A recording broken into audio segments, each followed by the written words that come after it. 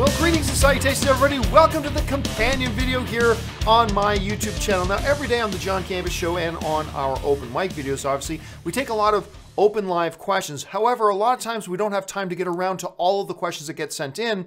So I want to make sure that all of those questions that get sent in do get answered. So that's why we do this companion video, to get to all those questions we didn't have time to get to live. So without wasting any time, let's dive right into it. And the first question we're going to get caught up with today comes from ZOMG Ruler, who writes, "Nice look. You watch I'm a Marvel, I'm a DC videos." Yeah, I mean, those go all the way back to like the mid 2000s or something like that. For those of you who don't remember, there were these great commercials that Mac used to put out called I'm a Mac, I'm a PC. Do you remember those? Justin Long was like in them. Anyway, so this one dude started using some toys to mimic the I'm a Mac, I'm a PC commercials with I'm a DC, I'm a Marvel. And they were pretty funny. They're cute and clever. Well, apparently they just started doing them again. And I've watched one or two of them. And they're still clever. They're still clever. I don't find them nearly as funny as they were like back in the day when they were first kind of mimicking the Mac PC ones. But they're still kind of clever. If you haven't checked them out, just look. It's very simple to find. Just search for I'm a Marvel, and you should be able to find the videos to see what ZOMG Ruler's talking about. Hardboiled Entertainment writes, "John, just wanted you to know most of us fans ain't like those moron solo trolls. They're just loud and squeaky, looking for more common than in reality." You know, it's funny. Yesterday on open mic, it's another great example. One of these trolls came in, but they kind of tipped their hand whether what, because they made their username knee, like KNEE, knee grows smell or something like that, right? And it's like, oh god, I mean, and they kind of tipped their hand. There is so this toxic environment that a lot of these YouTube channels and websites and blogs, whatever, that really foster this kind of stuff. These are the people they're producing. People who would come on a show and make a username, like such a blatant racist username. And people wonder why there are a lot of people getting upset at the rise of racism and sexism and all this kind of stuff within the Star Wars fan community. There you go. I mean, yesterday was a great example of that. So it is really too bad. Jeremiah J writes, "I know that you said you don't hate people, but really, John, don't hate me. I've never watched the original Star Wars. I just watched A New Hope, on to Empire Strikes Back, so I have you to thank." Well, no problem. No, actually, I am in a huge position of envy for someone like you. I talked about this on one of my shows the other day, that I actually envy people. Because, like, you're about to watch Empire Strikes Back for the first time. I will never be able to do that again. I will never in my life be able to watch The Empire Strikes Back again for the first time. I'm never going to be able to do that. And so I don't hate you, Jeremiah. I'm in a position of incredible envy for you. That you, not only that, but then you get to watch Return of the Jedi for the very first time, which is my all-time favorite Star Wars movie. So no hate here, man. Just nothing but pure, unadulterated envy that you get to have an experience that I will never get to have again for the rest of my life. Eddie Mason writes, "Good to hear you're talking or taking more time for yourself, and I am sorry to hear about the Star Wars show ending." Well, yeah, so for what Eddie's talking about with taking more time for myself is that for the last long number of months, I've been doing open mic 7 days a week. In the afternoons, Monday through Friday, and doing open mic Saturday morning and Sunday morning. I have decided to take the advice of a lot of you guys and take the advice of my wife, and you know what? Take the weekend mornings off at least. So I'm no longer going to be doing open mic on Saturdays or Sundays. So I'm actually going to take my Saturday mornings off, and I'm actually going to take my Sunday mornings off. Now, that doesn't mean I won't have any videos up on the weekend. I'll probably do some pre-recorded videos to put them on the weekend. Plus, on Sundays, we'll have either spoiler review discussions of big new movies. Like, for instance, yesterday we did our Deadpool 2 spoiler review discussion. This coming Sunday, we'll have our solo spoiler review discussion. And then on weeks where we don't have big discussions, probably do movie club. So the first movie club is going to be happening after that. So there's still going to be videos on the weekends, but I'm going to start taking my weekend mornings off and not have open mic on either Saturdays or Sundays moving forward. So thank you, Eddie, for pointing that out. And I appreciate you affirming my decision to do that. All right. Styler Manu 1 writes, Deadpool 2 was enjoyable. I thought that the emotional connection to the characters was a bit better in the first movie. I look forward to more character development of Cable and Domino in the likely sequel. Well, I'm not going to go into Cable and Domino very much because that's spoilerish stuff. You could see the spoiler discussion that we had yesterday. But I won't disagree with you on that. I do think I prefer Deadpool 2 over Deadpool 1. But that's not to say there aren't things about Deadpool 1 that I thought were better than Deadpool 2. And one of those things was definitely the character emotional connections. Because they did that a lot more in the first Deadpool, to the point that they didn't need to revisit it in the second one. But you're right. I mean, that the character development and the character connection, particularly between Wade and Vanessa, is more prominent and better on display in the first Deadpool movie than in the second. Part of that is cause and effect. Like, they've already covered that ground. Plus, they wanted to put more emphasis on the humor and the action the second time around. So overall, I think Deadpool 2 is a better movie. That's just my opinion. But that's definitely not to say that there certainly aren't elements of Deadpool 1 that are better than Deadpool 2. And I think, Styler Manu, you're exactly right. I think that's one of the elements that definitely was done better in the first one than the second one. Josh DeRose writes, what am I describing? It has Sean Bean, Peter Dinklage, based on existing fantasy IP with political subplots and an army trying to kill all humans. Pixels. Oh, well, you just answered your own question there. Oh my God, Pixels was awful. Oh my God, that was a shitty movie. That was so bad. I don't know if you're saying you liked it or not. Maybe you did, maybe you didn't. I'm not sure, but here's a little hint. If you're going to put in a trivia question, don't include the answer to the question in the post. Just a hint there, because you gave away any kind of a game there to play. Aiden Haspel writes, who is Captain Buckles? Oh, okay, so maybe you guys heard me refer to Captain Buckles sometimes. That comes up whenever we're talking about the show Arrow. Mostly it comes up when I'm talking about when Arrow went off the rails for me.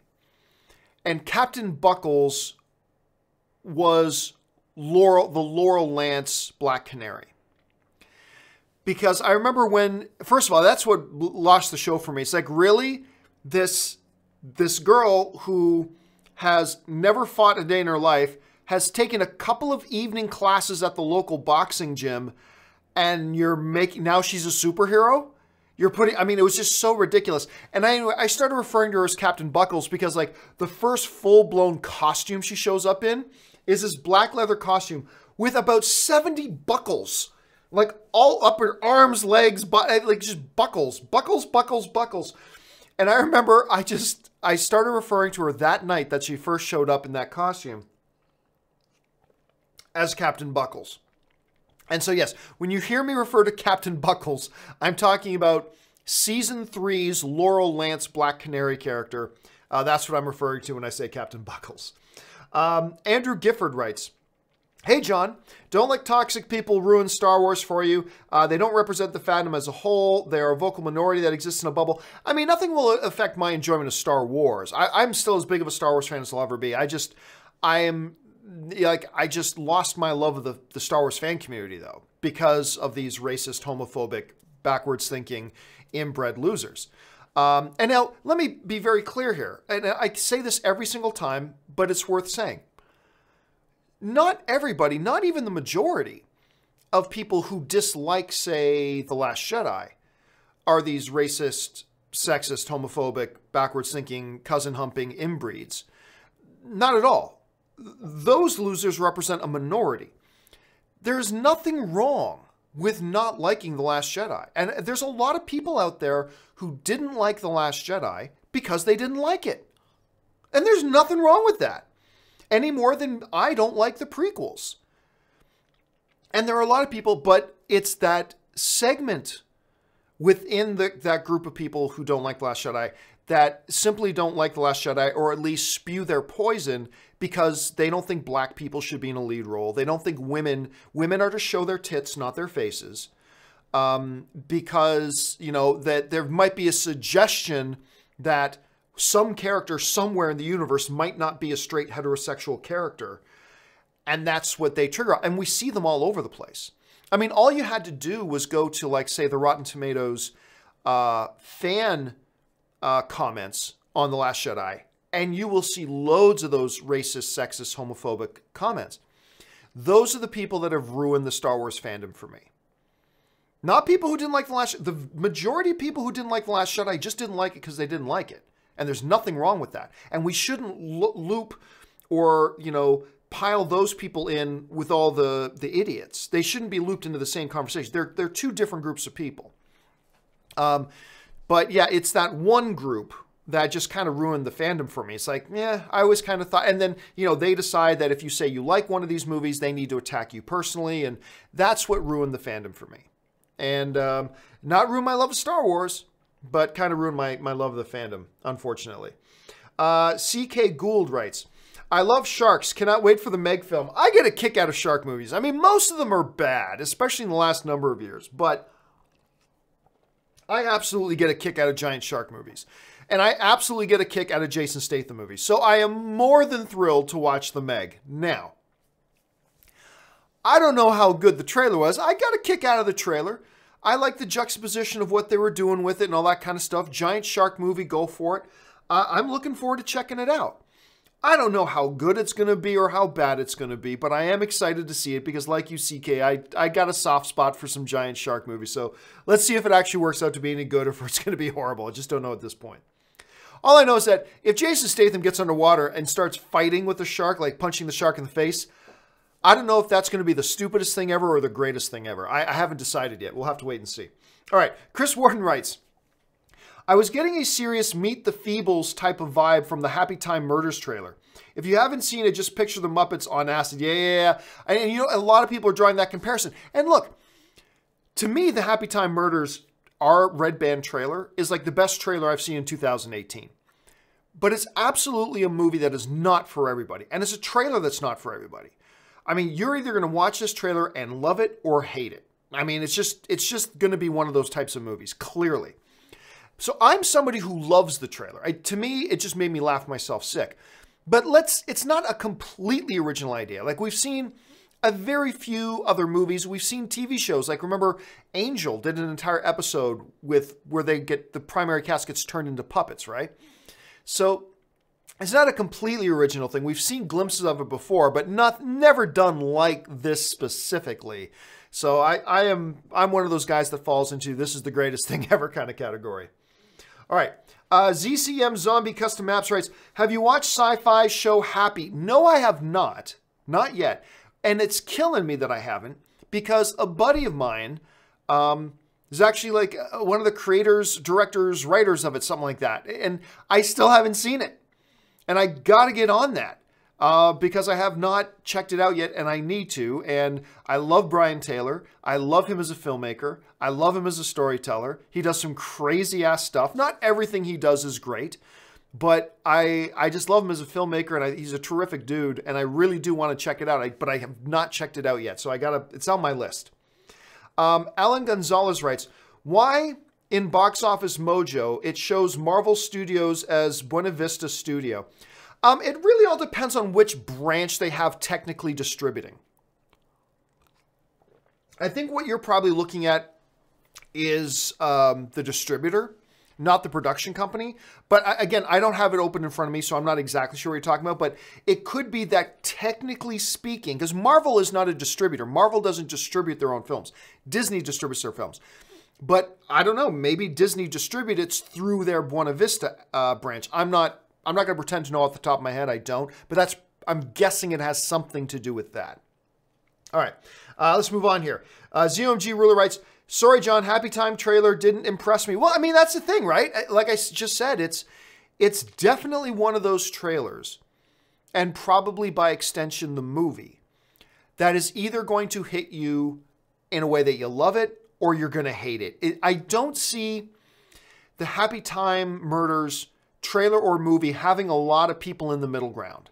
There will be some, but it's going to be rare. I think everybody's either going to look at this trailer and love it like I did or hate it like a lot of other people do. It's just going to be one of those movies. So, hey, if it didn't work for you, it didn't work for you. No sweat.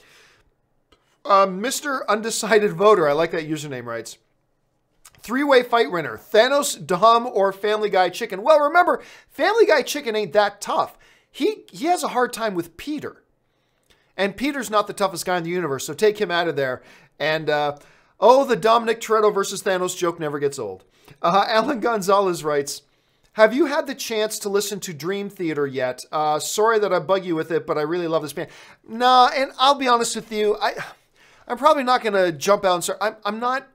I like listening to music. I love playing music, but I'm not a cinephile, or not a cinephile, an audiophile.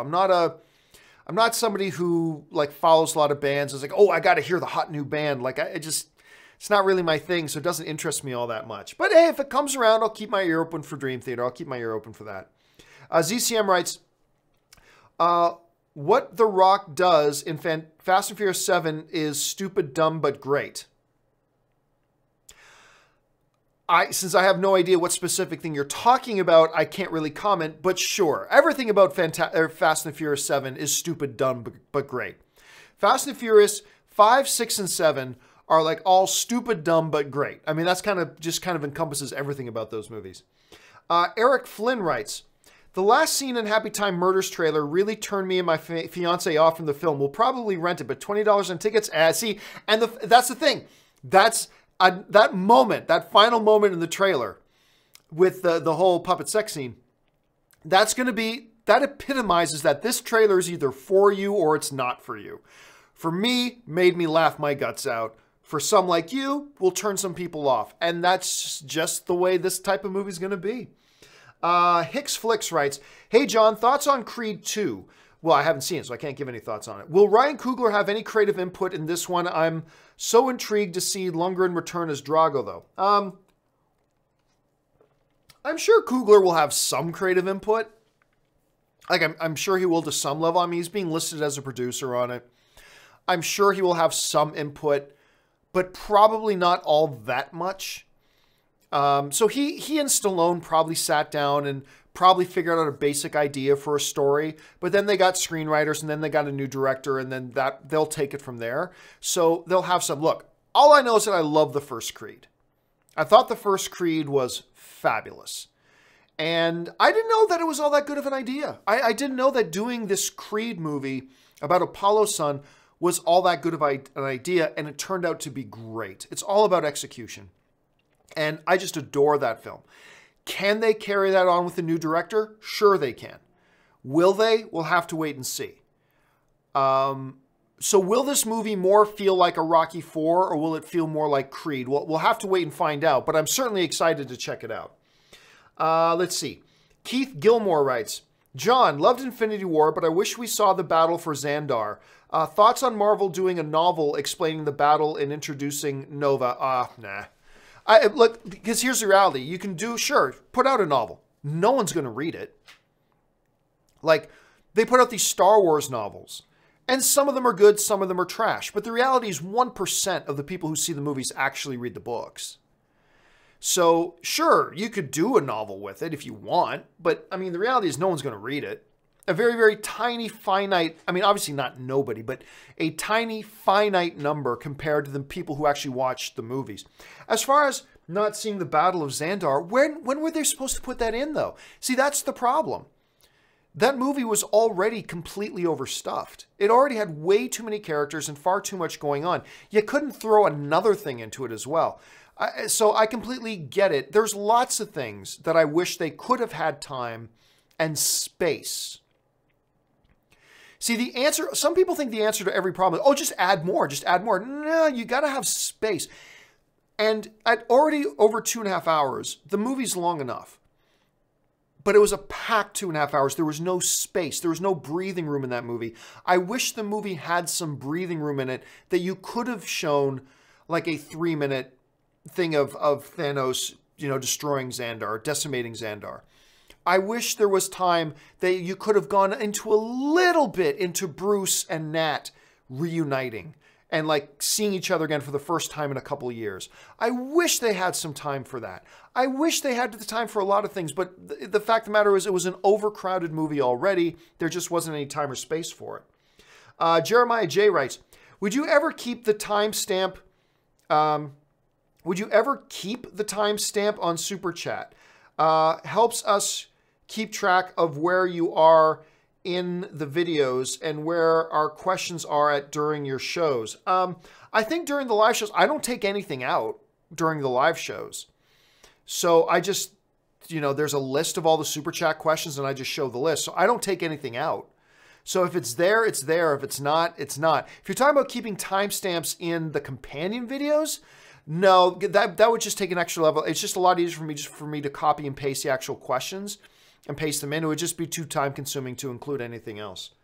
ZCM Rights, could they make the Crow TV show instead of movie? You could, but didn't they try that already? I'm not sure. I don't think it would be any good. I don't think it would be all that popular. Matthew Robinson writes, my favorite movie as a kid was A Knight's Tale. Watched it as an adult for the first time last night and loved it. Maybe Paul Bettany's best performance. What film did you rediscover as an adult?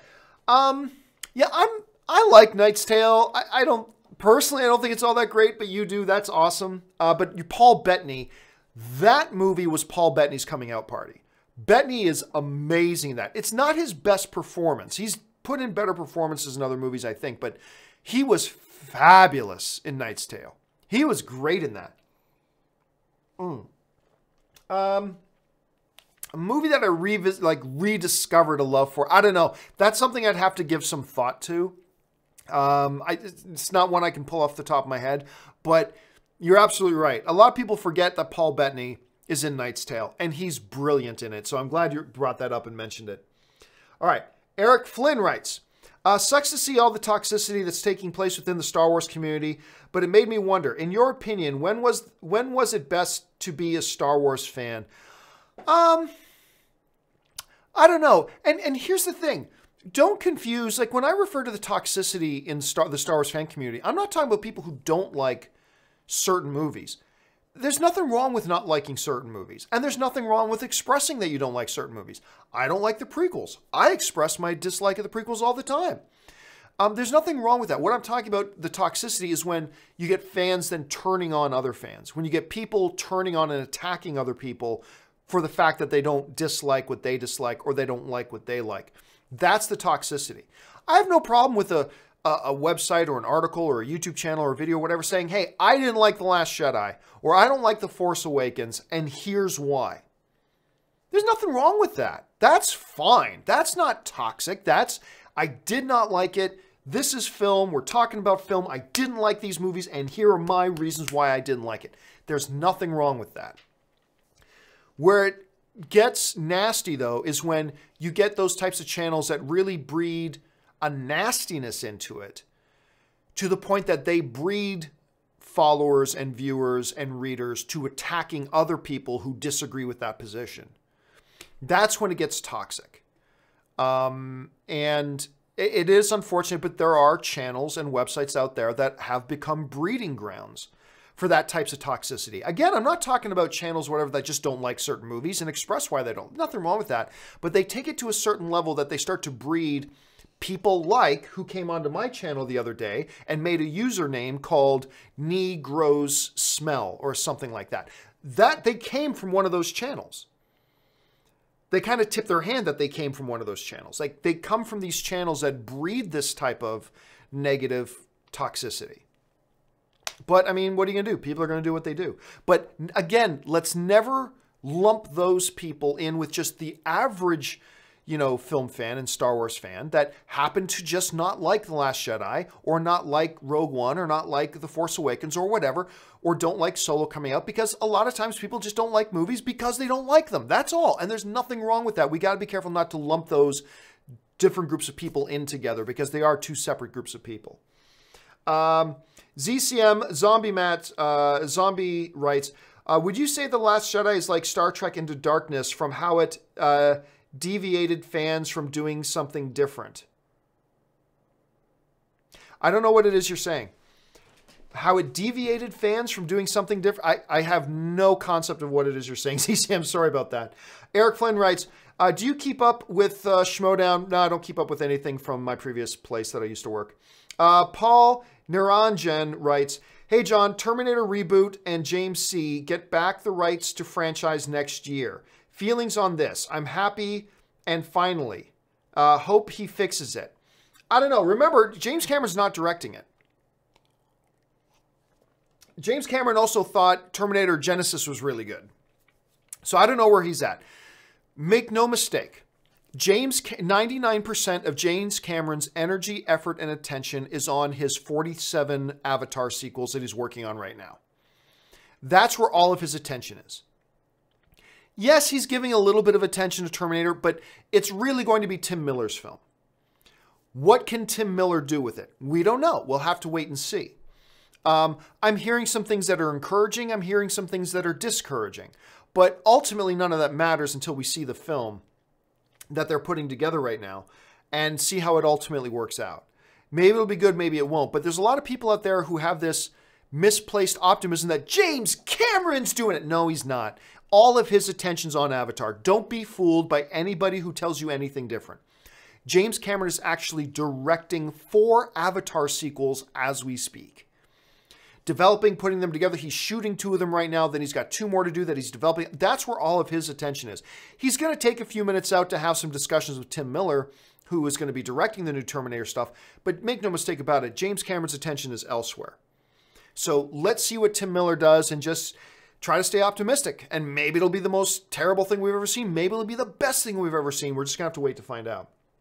CMG2491 writes, hey, John, which routine do you prefer with friends? Dinner, then movie, or movie, then dinner?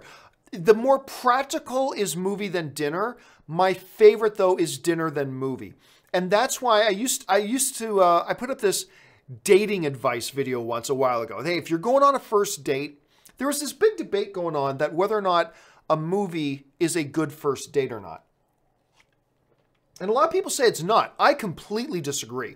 A movie is the best first date. And here's why. It's the same reason why I prefer doing it this way with friends.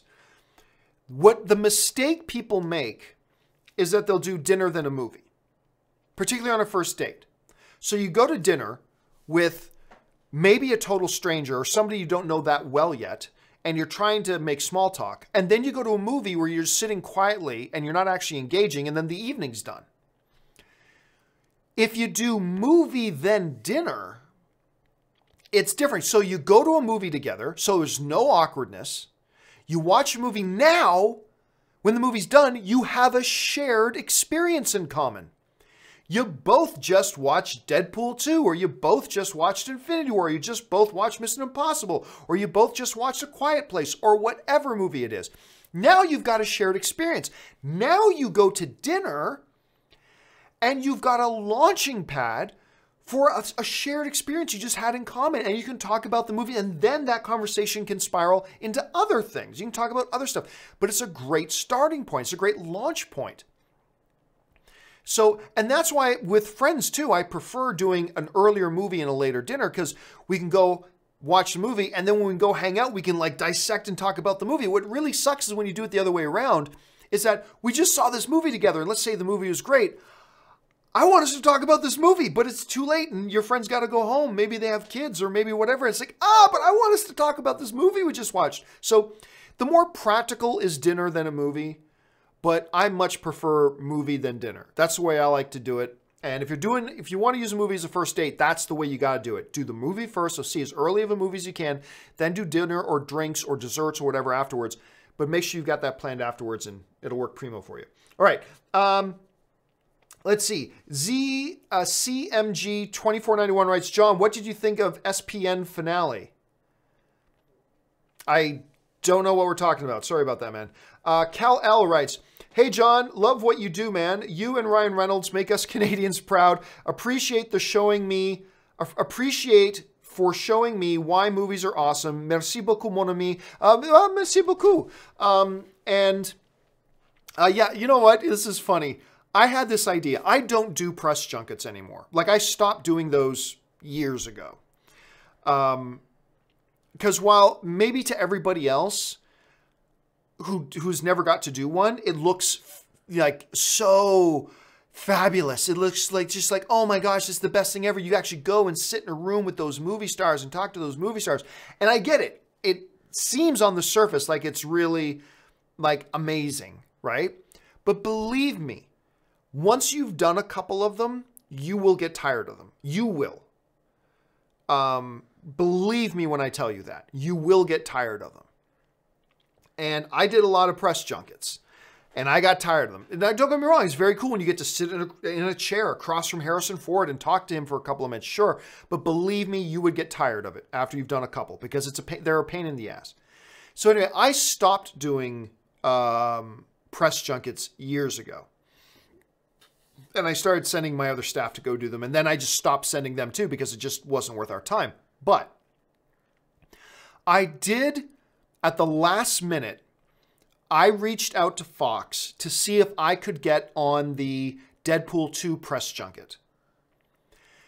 Unfortunately, it wasn't being held in LA, it was being held in New York, so I couldn't get into it. But I did reach out to see if I can get into the Fox because Ann gave me this idea that I should just go in to do the interview with Ryan Reynolds and just say, and just bring on my phone the Canadian National Anthem.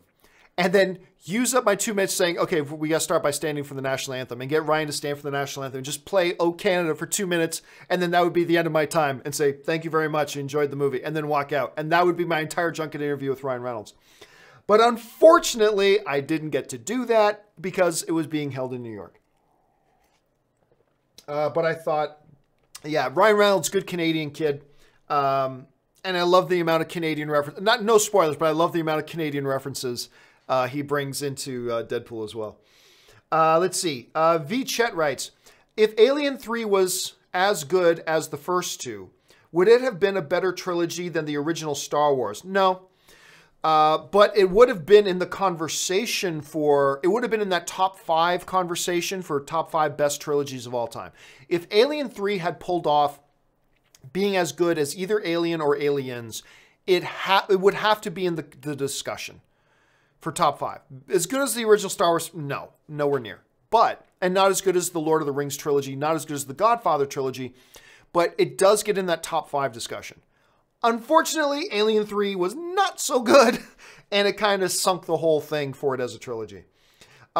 Luis writes, Gene Shalit's review of Star Wars in 1977. He said he couldn't tell the good guys from the bad guys. Huh? Have you heard this before? No, but I don't know. One critic says one thing one time. Who cares? I mean, there are people who didn't like The Godfather. There are people who don't like, Goodfellas.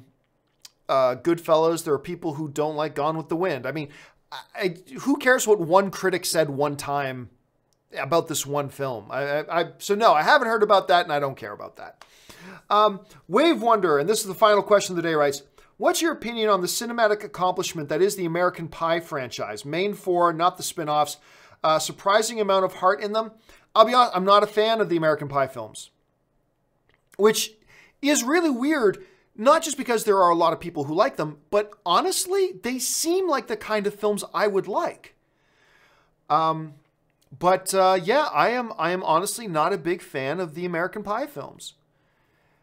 I got a little bit of a kick out of the first one, and none of the rest. But the fact of the matter is, it was able to become this big franchise.